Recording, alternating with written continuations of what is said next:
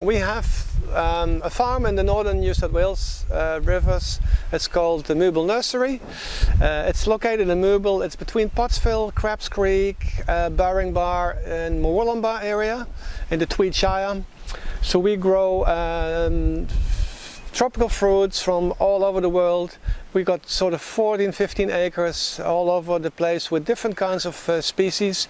Mainly we grow the fruit for the farmers markets in Byron Bay and Mullumbimby. And basically every hill has a bit of a pocket of different fruits. So we have a hill with only black sapotes, we got a hill with citrus, we got some points with mango trees, we got on the front 2 acres of red pitaya, dragon fruit, but the rain impacts our harvest really intensely, and sometimes when the rain is nice and mellow it's fine, but when it's intense we really have we lose a lot of crop. There is devastation. There is, you can see it on the bottom of the trees. There's a lot of fruit, and then we have to wait for the next flush. So that's sometimes with some trees they flower twice a year, other trees will flower only once a year.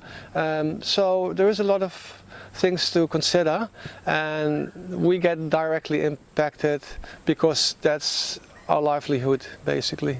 So you got a little fruit growing, and when it rains intensively, the fruit that sets gets interrupted by the cold or a fungus, or doesn't set properly and just drops off the tree. There's fruit that grows between 2 and sometimes 7-8 months, because the black sapote will be on the tree there for 7-8 months before you can even pick it, and nobody realizes that the fruit is so long on that tree before you can pick it, and then the crown comes up, then you take it off, and then it's ready to eat.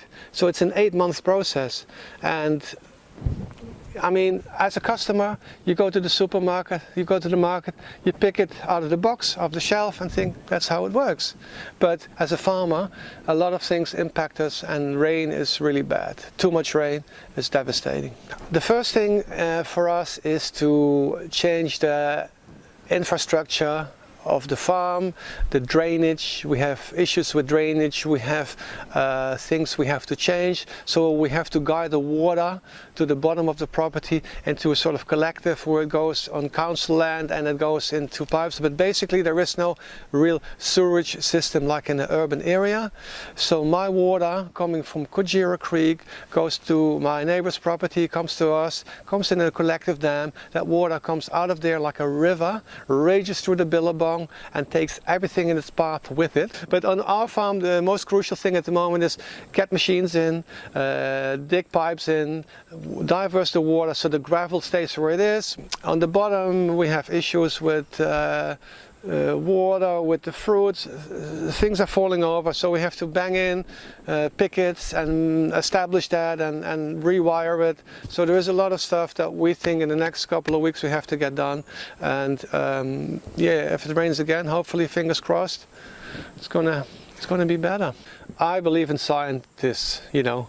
There is a very simple scientific reports from all over the universe. We are talking about global warming. In my opinion, the North and the South Pole, things are melting. The saturation of the water gets in the air. We've seen so extreme weather events, not only here in the Sahara, dust is flowing to Europe. We have such extreme weather events, and it's just all due to climate change. It's very simple. And as a government, I would say to the government in Canberra, guys, open your eyes, do something, make sure we go more the sustainable way. I mean, we try to grow organically. I think sustainability is the future.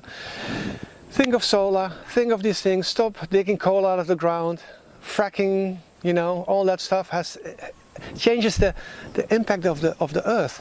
So we're doing things to this planet that should not initially be there. I mean, there is other ways to get resources, there are other ways to look at things. I had really good help from the Rural Aid a couple of years ago. Not only, you know, giving chat with people who support you, but also financially. We got some money which we used to change things on the farm, made new little spots so we could grow. This moment with these floods, I think not only me but a lot of farmers felt a bit left behind, because I could see the army driving around with fancy cars with diggers and excavators in Byron Bay, sitting there, and they're all camping out. So we had to rely on local tradies, and yeah, so we are happy to get some help from Rural Aid so we can get these boys in, because it's really hard to get hold of trades people in this time, because Ballina, Lismore, there's a lot of extreme things happening, so there's a shortage of people who can help out, and yeah, we're happy to get these people and get these things done.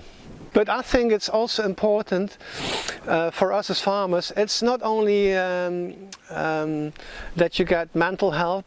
For me, it's important to have a chat with someone, but I want to move on. I mean, it's good to cry for a couple of nights and think, oh, what happened?